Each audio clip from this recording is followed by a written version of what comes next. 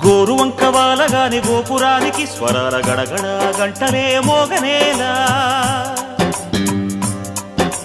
గోపబాలుడొచ్చినాక గోకులానికి పెదాల కిలకిల పువ్వులే పుట్టలేదా బాలకృష్ణుడొచ్చినప్పుడే వయ్యారి నందనాలు నాట్యమాడగా వారసుండి చూసినప్పుడే వరాల వాంఛలన్నీ పల్లవించగా నందుడింట చిందులేసే అందమైన బాలుడే తనవాడై